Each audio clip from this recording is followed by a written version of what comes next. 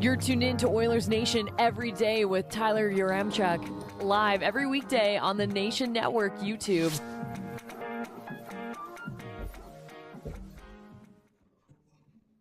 Big win for the Oilers and a big win for the nation, right? Big win for free play. Big win for free play as well. Milestone celebration for the nation. There you go. That's a better way to put it. If only we would have prepared how we were going to start the show. Let's get into the lead.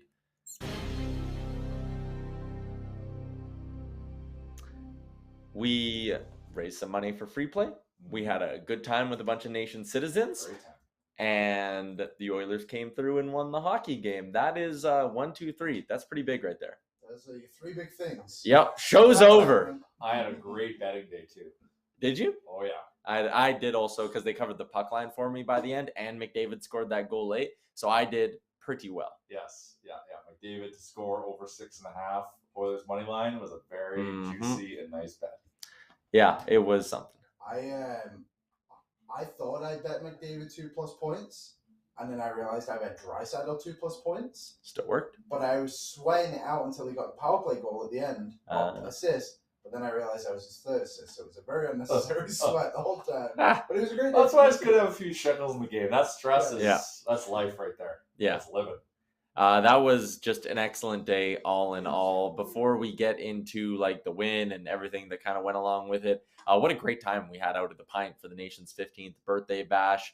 The crew that was there was awesome. The Pint was great. Our friends at Free Play for Kids moving raffle tickets and doing everything they did was awesome. And yes, the pictures and the content like this one and the ice luge and all My that. favorite one of the truck is the one that photoshopped the chicken parmesan in there. That was the one I got the most lulls from. Yeah, that was good. And just some pictures from the day it turned into an evening and a night, as these things usually do. Our friends from Germany had an awesome time as well. That ice luge was one of the show stoppers, one of the things that stole the show. Showmakers, yeah. Just really cool. Coombsy and Zach behind the bar pouring up shots for the entire game. Just everything went so well, from the execution of the event to the way the Oilers played to like not just them getting a win, but the style in which they got the win as well. Very, very good. Good times were had by all. Yeah, and there was a weird fight too in that game, which was fun.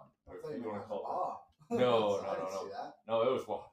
There was gonna be no fight that night. It was all positive, good vibes, good people, good times. So yeah, I don't know. It was a great event. The team did a good job putting it on. Free Play did a really good job supporting us in that. And then all of our sponsors that donated prizes that allowed us to raise a few extra bucks with raffle ticket sales was phenomenal. So, yeah. Give me 1 second here. I know we're having some mic issues behind the scenes here. So we're looking to get that sorted out. Are we live? Yeah, we're good now. There you go, everybody. We jiggled the cords and we're back. We're ready to go. The party. Did you hear what I said? I think so. They got it in some way. It was a great time. Great time. Done. Great people. Great time. Can't wait to have more events down the stretch here.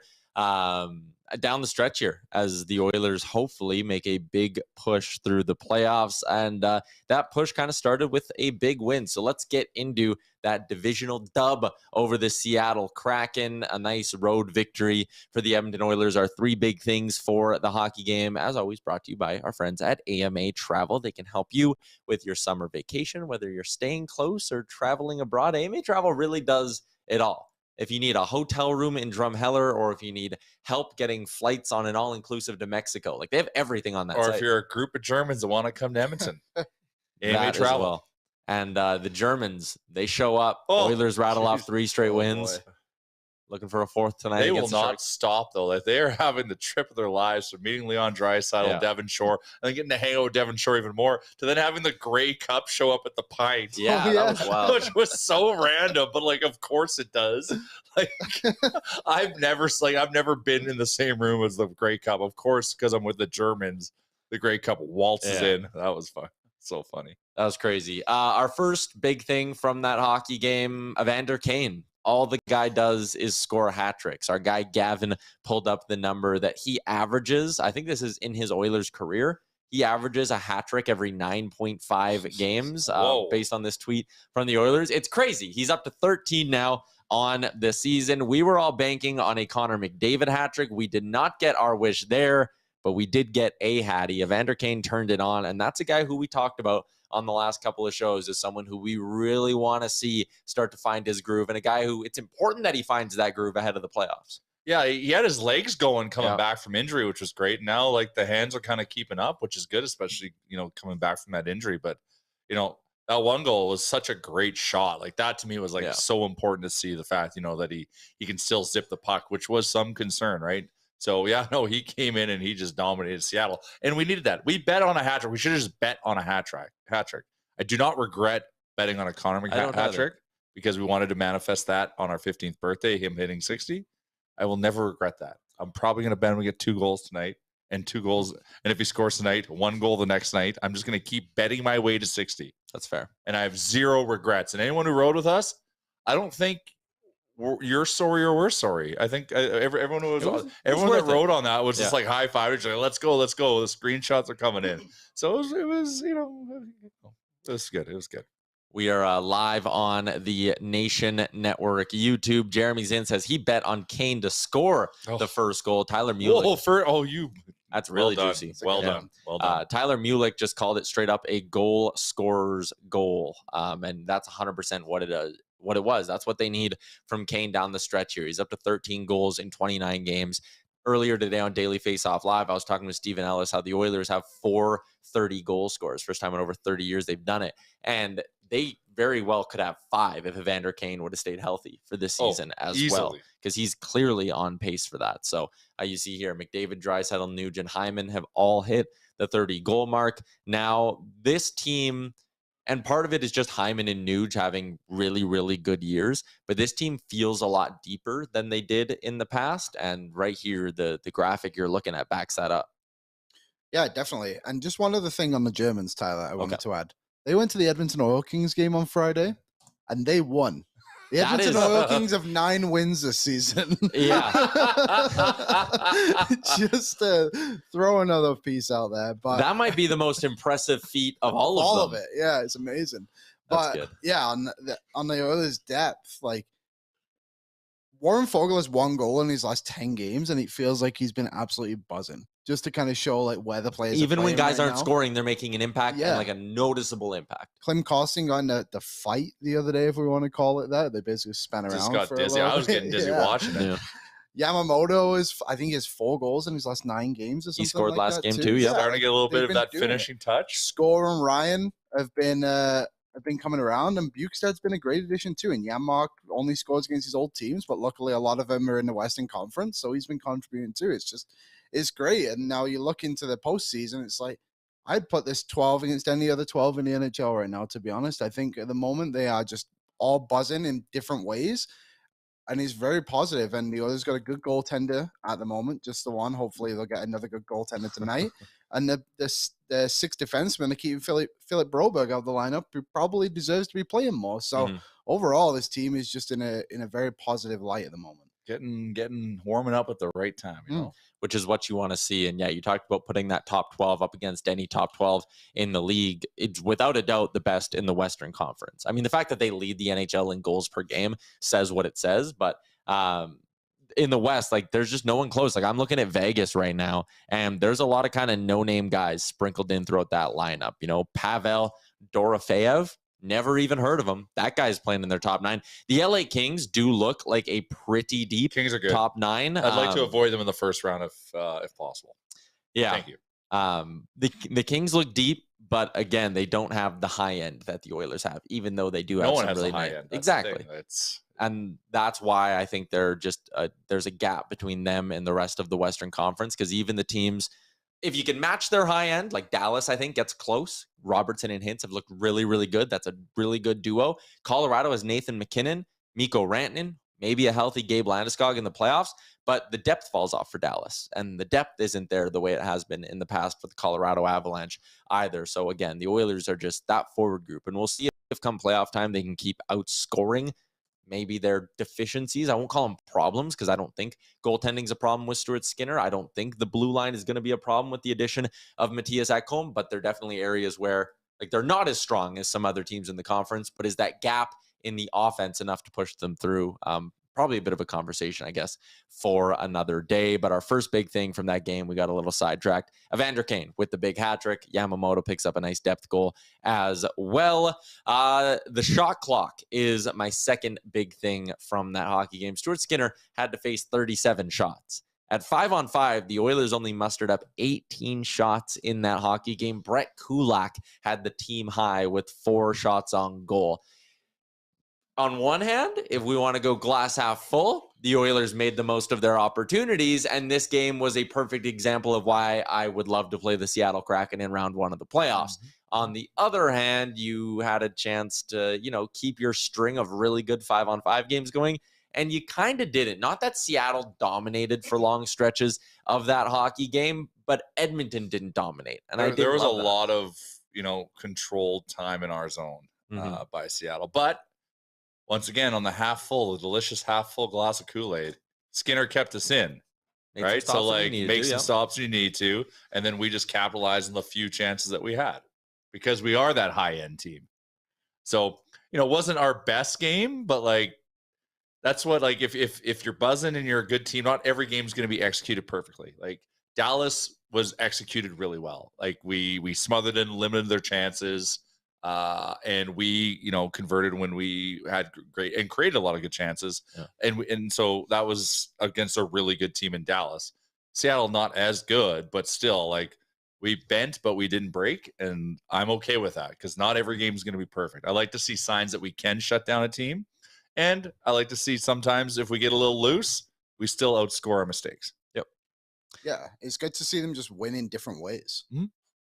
It's not boring. In the playoffs, it's not always going to be just you got to shut them down every night. Sometimes you just got to run and gun, or you're going to need your goalie to step up. Conventional wisdom in the NHL has always been when it comes to the playoffs, you win 3-2 and a hot power play may be excluded, but you're never going to be able to outscore your problems throughout a playoff That's run. not the Oilers brand. But that's not the Oilers. We did that all the way to the Western Conference Finals last year. And that's exactly the point I was making. You look at those wins against the Calgary Flames, 5-3, then there was the 1-4-1 game, but 5-3, 5-3, 5-4 in overtime. Games where they were behind and had to rely on their offense coming back. And against two teams in LA and Calgary that throughout the season were good defensively and pretty decent-ish between the pipes. At least Calgary got a really strong season from Jacob Markstrom, but the Oilers showed last year, and they've shown at stretches this year, that they can dial it in and lock it down. Look at the 6 periods of hockey they played against the Boston Bruins this year. Yeah. The Oilers played great defensively, great at 5-on-5 through all 6 of those periods. So I really do think, just like last year's Oilers team in big games, 2-0 in Game 7 against the LA Kings, a 4-2 win in Game 6 against the LA Kings, which had an empty netter, right? And that was a 3-2 hockey game for the most part with a big goal late. You had to play it tight. I think this team does have those same characteristics as last year's team. And the addition of Ekholm only makes them that much more able to play in those styles of hockey games. So I think they are a team that can outscore the problems if they need to, but can also crank it up if necessary. That was our second big thing, just the shot clock a little ugly at 5-on-5. The third thing, and this is one of the big things I'm watching down the stretch here, the penalty kill under Jay Woodcroft has shown at times since he's been their head coach that they can get good, not great. They can get good for a 3-4 week stretch. I would love that 3-4 week stretch to kind of start right now and carry through round 1 of the playoffs. And they've killed off 5 straight penalties. So I just wanted to give a hat tip to the penalty kill, which is maybe starting to move in the right direction. Well, and we're just a shorthanded scoring threat, especially now that we use 97 more on the PK. The penalty kill is, like you said, it's just so inconsistent. They've done this a few times now this season where it's the PK looks great. And then they go and allow 4 or 5 against LA, and then all of a sudden it's great again for 6 more games. And I think that's just what it's going to be. But yeah, hopefully it can just be relatively good in the playoffs. Just good, okay at best. Middle of the pack. As long as it's not killing you, that's really all you can ask from this Oilers team. And tonight, hopefully they can keep it going because they're playing a Sharks team who are 22nd in the NHL in power play percentage in the last 20 days since the beginning of March. And they are coming in loose. The Sharks? You think they give a shit about their season? Nope. They care about getting They Erik want Karlsson points. They want to chase money. Yeah, and get Karlsson 100. And we also have to be weary of Erik Karlsson revenge game as well. Yeah, that'll be big. It is an Erik Karlsson revenge game tonight. That is our look back at last game. The three big things brought to you by AMA Travel here on Oilers Nation every day. As always, coming to you live from the Sports Closet studio. Check them out, sportscloset.ca. The Sharks in town tonight as Edmonton looks to keep their good little run on home ice going as well. It's been a couple of really, really nice performances for the Oilers at Rogers Place. It's the Germans, man. It is the German bump, and they will be in attendance again tonight. So you have that going for you. Tony Berard from Oilers TV had the projected lines from the skate today, so we can start off with that. McDavid, Kane, and Hyman on the top line. Rye, Dry, and Kai is your second line. Bukestad, Janmark, and Warren Fogle, and then Shore, Costin, and Derek Ryan is the fourth line. So it seems like Ryan McLeod still not quite ready to go for this one. They have him sitting out. I would imagine if he was healthy, there would just be a quick swap for him in Shore. But this lineup won you a game last time out. I think it's smart to kind of keep that top 12 together. Yeah, like why not? Why not? I think it's rolling. Like that fourth line is good. The third line is good. First two lines are, okay. So I think we're okay. This feels like with Shore swapped out for McLeod, if everyone's healthy, knock on wood, this would be their game one of the playoffs lineup. If they go 12-6 with a healthy McLeod swapped in for Shore. Boom. Yep. And I'd really like this setup. I think Bukestad, Fogle, and Janmark have all been moving their feet really well. I think they're fine to keep together. Janmark too as of late. Yeah, he's been good. He's effective. Mm-hmm. I'm worried about Broberg. I just wonder what he's doing here at the moment. Well, this is 2 years ago. We had this with Bruce Bouchard. He was like up the whole season and played like twice. Yeah, that was pandemic-y though, right? Because they didn't want to have to send him down across the border. But they should just send him down to play. He wasn't playing up there. Yeah, he wasn't. And the whole thing's like, well, he's NHL ready. Like, sending him down isn't going to help his development. I'm like, well, okay. Yeah, that's a good point. I would just like to see him play more, especially against these weaker teams. But you look at it and it's like, well, who deserves to come out? It's a good issue to have. So. It is a fantastic issue to have. Ryan Rishaug reported that Desharnais and Woodcraft had a quick one-on-one chat towards the end of practice. So Rishaug said maybe even though the practice lines didn't dictate it, maybe Desharnais could be the odd man out tonight, which again, I would be a fan of. I think at some point you need to see kind of what Broberg or Kulak can do on their offside. And tonight against the San Jose team that since the beginning of the month is only averaging 2.22 goals scored per game. Today's a game you can do it. Or I could tell you what they likely talked about, maybe, is so Vinny comes in, right? Yeah. And we Winnie. Right? Yeah. With Vin in, we win. Yes. And he comes in and just plays a real simple game and brings some nastiness, right? And we love it. Yep. And then that lasted 7-8 games. And now what I'm noticing with Vinny is he does bring those elements, but sometimes he's trying to force something that he probably shouldn't, like a long stretch pass, or that might, dude, just go back to like some turnovers and some mistakes are happening because he's trying to maybe do too much. Like, dude, like don't Darnell nurse yourself right now and just get too well, but get too many, like force it, man. Like, dude, those first 7 games, if that is the Vinny Desharnais we get, mint. So like, don't you're doing good, bud. I think that's maybe a comment on just how you feel getting into the league where your first 7 games, you're just trying to survive, right? Yeah. You're like, I don't want to get taken out of the lineup. I just want to stay, do whatever it takes to make the simple play and get off the ice. Yeah. And now it's like, okay, you're comfortable. Your spot in the lineup is maybe a little bit safer than it was a month and a half ago if you're Vinny Desharnais and you go, okay, I'm going to start making a stretch I'm going pass. junior offense mode. Yeah, do not do that. I'm starting to feel myself a little bit, and this is maybe the result of it, because we've been noticing that for a bit, Liam, on the show, is there have been some rough games for Vinny. Yeah, but that's fine. Like, he's learning his game. Yeah. That's the whole thing. Like, it's all good, dude. Like, that tells us he's feeling comfortable. But like, man, like, just this is where you're just an absolute Viking. Stay in that lane. Yeah, and like everything's gonna be like you're gonna have nothing but success. Yep. And like I'm a big Vinny guy, so I'm hoping the other coach Jay, even though I shouldn't have a coach before my name. Is having that similar conversation with him. Yeah.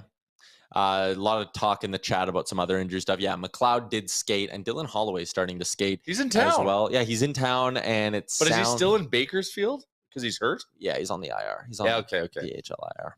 So he's starting to skate up here. So a chance that maybe Dylan Holloway works his way back to the Condors. And speed. Yeah, I'd like to see Dylan Holloway in the playoffs. Are we Kucheroving Dylan Holloway? Is that what's happening? I believe so. Finally, at least we Kucherov someone. I was craving one Kucherov. It's the guy on an ELC. Yeah, you got your wish. Well, what do we have $3 in cap space? So yeah, it doesn't matter what contract he's on. Yeah, we Kucherov Holloway. Davin says Vinny is a playoff player. I can tell, and yeah, you want that bit of a mean streak. I feel the same way about a Klim Kostin. You know, a guy who I think when it's a big game and he knows he needs to be a source of energy, he will go out of his way to, or maybe not. That's maybe a bad way to put it. He will make sure he finishes every check that is presented in front of him. Yeah, he'll make sure that like the physicality is the focus. Mm-hmm. I'd like to see him score. It's been a while.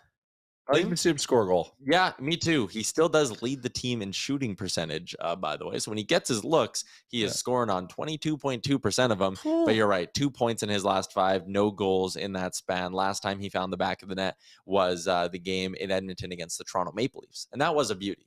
The one he finished off on kind of the pass and cut to the middle. Yeah. So there you go. Maybe some offense from Klim Kostin tonight. Picked up a fighting major last game, which I think is his 4th of the season.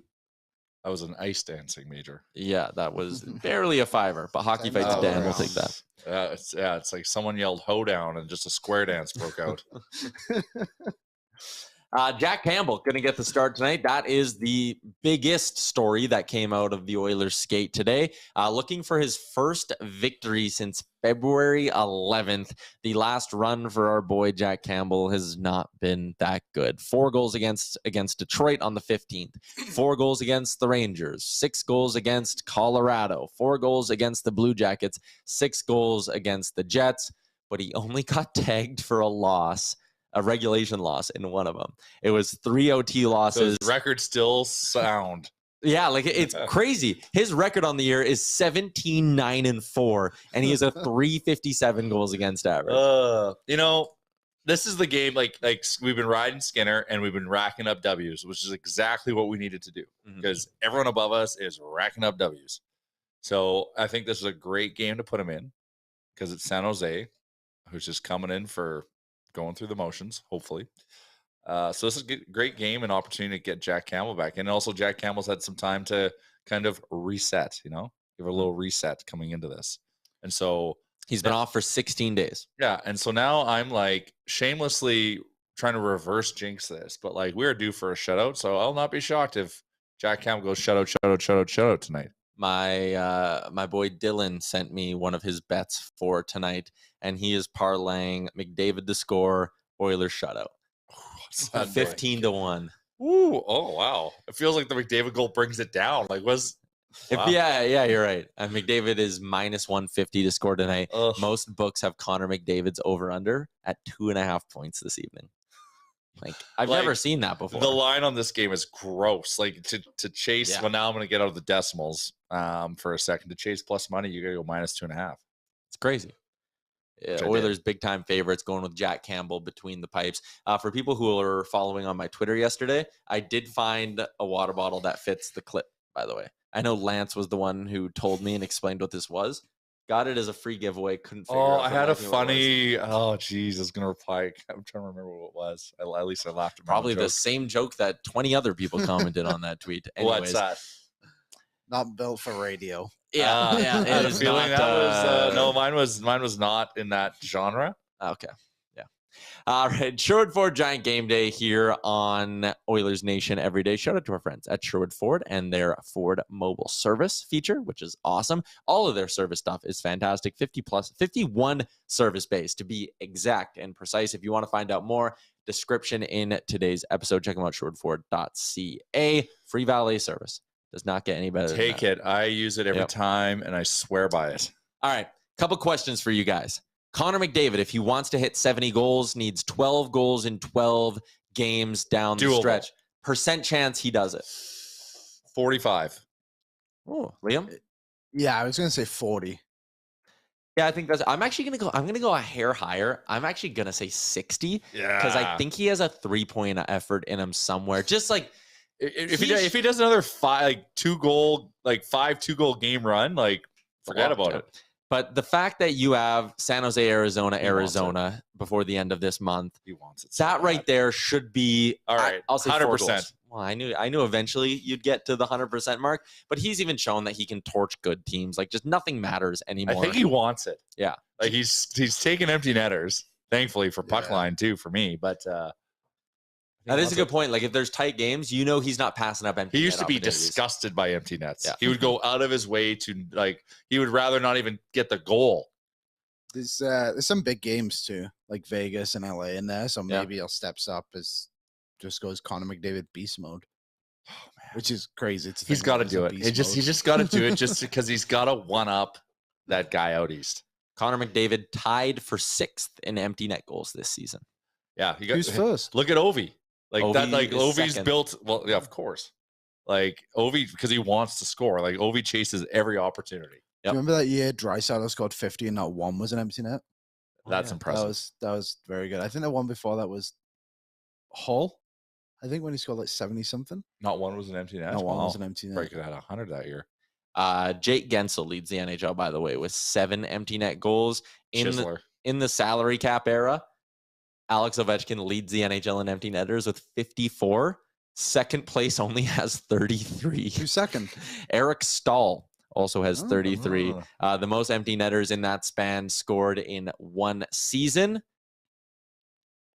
Oh, I just lost it. I went to go hit refresh on the stat sheet, and now it's gone and refreshing. I got to hit it again and wait for the top numbers. Yeah, it's Ovi with 9, I think, is the mark for the most empty netters scored in one season, and he did it last year. Connor McDavid last year had 7, which would be the second most in a season. Like how many did Gretzky have in his 50 and 39? We know it wasn't his 50th unempty netter. I can't Google that. I think it was. I'm going to try Google that fast. Look how you say Google. You're not even Googling it. Well, I'm on NHL.com. I don't know if they kept track of that back in the day because I don't see any all good any numbers. So my apologies on that. Anyways, you're right. Connor McDavid is willing to finish off those empty net 70. chances. Would love to see him get 70. The Oilers have 4 30-goal scorers, but they do not have another 20-goal guy. Evander Kane is at 13. Can he get 7 in his final 12 and give the Oilers a 5th 20-goal scorer? We have to imagine there's 2 hat tricks in there. Well, definitely one if it's 9.5. So one for sure. He's due for one more. So you take that game out of there. The Hattie's a lock. That means he will need 4 in his final 11. So wait a minute. What does a Kane Hattie pay tonight? Revenge game. No, I'm like, yes. Oh, big time revenge game. Let's talk about like the math here. If it's every 9.5 games and it pays X, you need it to be bet it plus 850. Well, it's got to be for 3 goals. It better be plus 2,000. Someone out there do the challenge. Bet Evander Kane Hattie every game from now to the end of the year. It's 28-1. Oh, well then.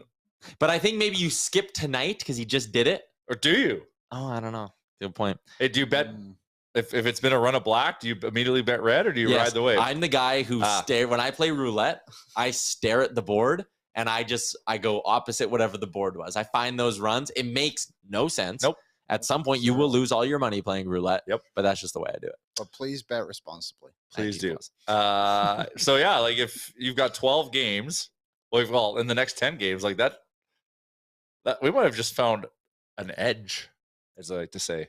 We may have. We mentioned revenge game for Evander Kane. We joked earlier, revenge game for Erik Karlsson. He told the assembled media today, as they asked him about the rumors that he could have potentially came to Edmonton. He said, I read the same things as everybody else. I didn't hear much different. I was never approached, which is kind of what we suspected all along. But Erik Karlsson will make his return to Rogers Place for the first time since the trade rumors. It's going to be emotional. Do they do a video? They should. That'd be fun. That would actually be so funny.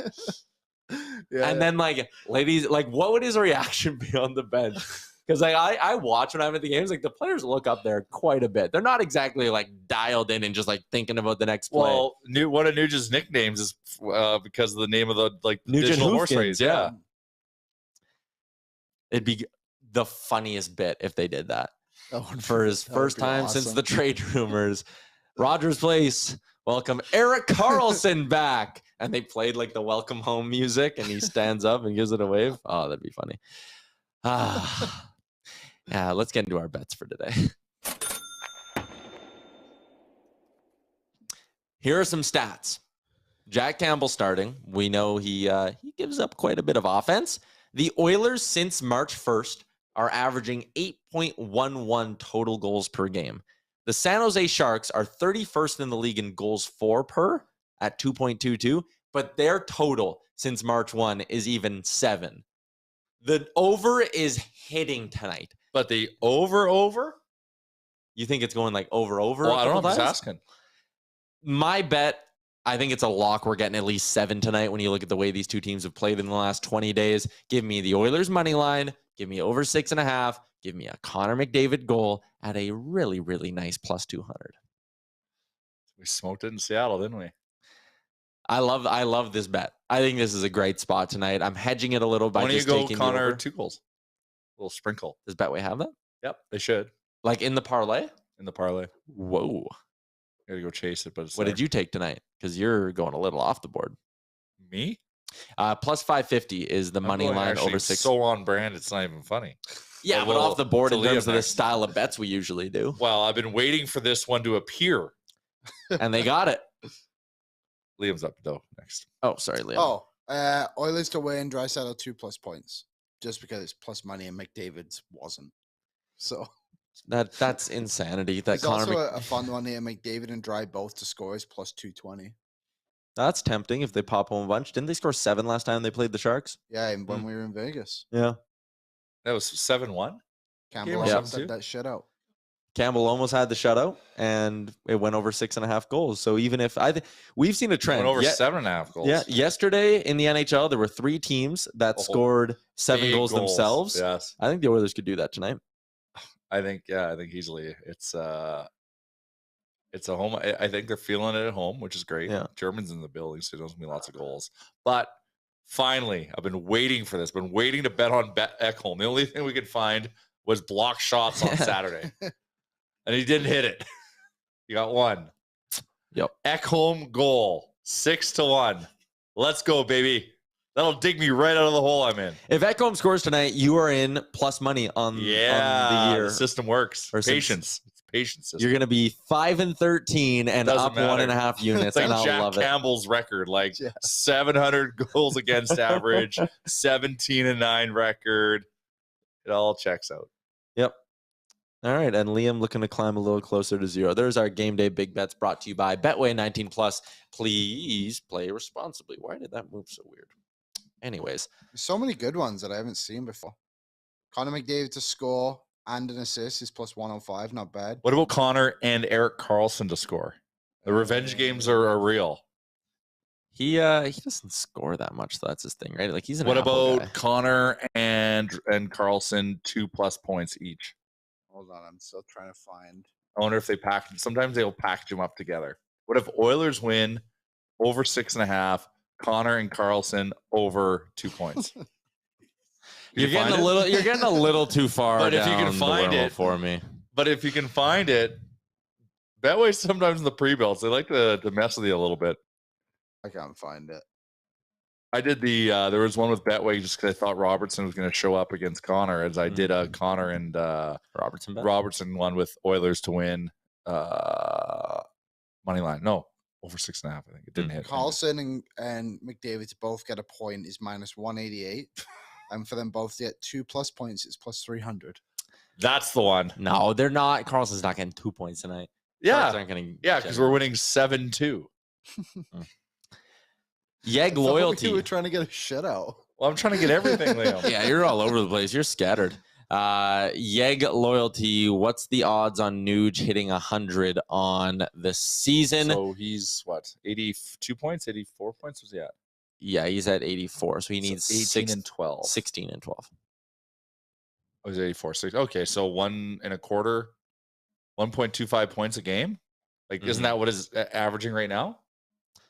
Yeah, he is 84 and 70. What's that on pace a little for? bit. Yeah, he's a little under pace actually. Quick math. He's on pace for what? 80.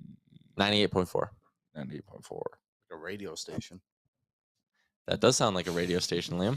98.4, the Nuge. There it is. There it is. Ted Nugent all the time.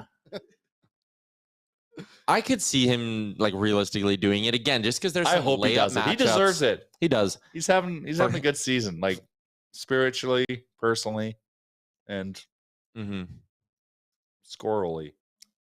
Ryan said Nuge will get 93. Oh, that would be a little. I'd be a little disappointed. He should change his number to 100 quick. Change it to 98. That's always worked out. It's available. Yeah, it's open. It's right there. I would love to see someone else come in and rock that number for a little bit.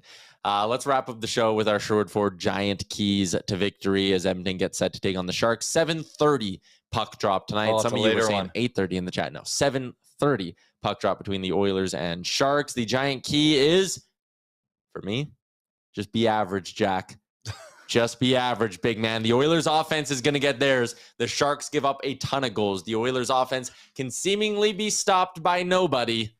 Jack, just give up 3. If you give up 3, you're getting another win. Just be average, Jack Campbell. I feel like an ass even making that my GIANT key to victory, but he's won 17 games this year by just being average sometimes. Just be average, and, Jack. Yeah, and the team, I think, plays a little bit different in front of him for some reason. Like, we just are able to outscore those mistakes. For me, my keys to victory is me and the Germans are going for a pregame donair. Oh, so that's just the key. That's just the key. Donairs lead to success. I have donair meat pies when I'm going into a stressful game and the Oilers pull off a W. So we're going donair. Mine's going to be similar to Tyler, but I'm going to say the boys need to play for Jack tonight. Get in front of pucks, limit as many shots as you can. Make his life easy. Just make it very easy for him because this guy. Or just score 8. I'll just score 8. But this guy is clearly low on confidence right now, but we've seen what he can be when his confidence is up there. So just get in front of some pucks tonight. Yep. Fair enough. There you go. There's our Sherwood Ford GIANT keys to victory for this evening's game. A little smaller key to victory is get back to playing good 5-on-5 hockey. This Sharks team has actually outshot their opposition at 5-on-5 in 4 of their last 5 games. So they've been, playing some decent hockey. Their special teams They're fast is just and loose right now. Yeah, their special teams is junk. So, that might be an area. They've allowed 5 goals on the PK in their last 5 games. Since March 1st, their PK is 23rd in the NHL, tied with the Edmonton Oilers, I should add. Their special teams aren't that good. So that's another area the Oilers could probably take advantage of. Campbell versus Reimer between the pipes. Oilers versus Sharks. Edmonton going for win number 4 in a row. The only game on the out-of-town scoreboard that you're going to want to watch even a little tonight. Calgary taking on LA, where I think we're rooting for the Calgary Flames. Oh, big time. We want them in the playoffs. I do too, yeah. I want to play them in the playoffs. It'd be fun. Yep. I'm with you. So there you go. That's your one out-of-town scoreboard game tonight. That one is an 8:30 p.m. puck drop, but the Oilers Sharks is the one you care about at 7:30 down at Rogers Place. Is Noah Gregor playing tonight? I think so. I don't know why he wouldn't. Didn't he score 2 goals against us last year? He did. So you got more to bet on. I don't know if you can find him, but yeah, pair him up with McDavid hat trick, and you're good. Playing on the third line with Nico Sturm, a German. Oh, so there's a goal. Fabian Zetterlund. Yeah, the German player. There's another goal. Yeah, the Germans perform. The one guy I can't believe isn't a German, Martin Kaut. Sounds like a German name, but he's from the Czech. Kaut. Sauerkraut. It sounds like guy has Has it been a German in every game? No. No, the Germans have been here for. Because They're Ottawa. Yeah. Oh, no one in Dallas. But Seattle have Grubauer. Yeah. So they saw the best of him on Saturday. That Oil Kings game, they have a German on the but team. he's hurting back home. Oh. They're excited to try to meet him, but that sucks. he's hurting him back home. So then tonight is the last goodbye with Nico Sturm. Let's hope. Any relation to Marco Sturm? No. We looked that up. We looked it up on his Doesn't show Marco last Sturm week. work for the Sharks? Works for the Kings. He's an assistant with the Kings.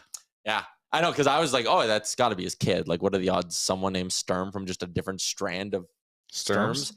Maybe Sturm is like Jones in Germany. No, you ever maybe. thought that? We could ask our German friends that. He was like Yaremchuk in northern Alberta. There's a lot of Yaremchuks in Winnipeg, apparently. In Winnipeg, sorry. Around You'll here, never see him because how are you supposed to get there? Yeah, that's too far of a drive for me. All right, we're going to wrap this bad boy up. Thanks, everyone who tuned in on the Nation Network YouTube. Hit the subscribe button before you head out from today's show. Enjoy the game tonight. You already know we're back tomorrow, noon Mountain Time. Talk to you then.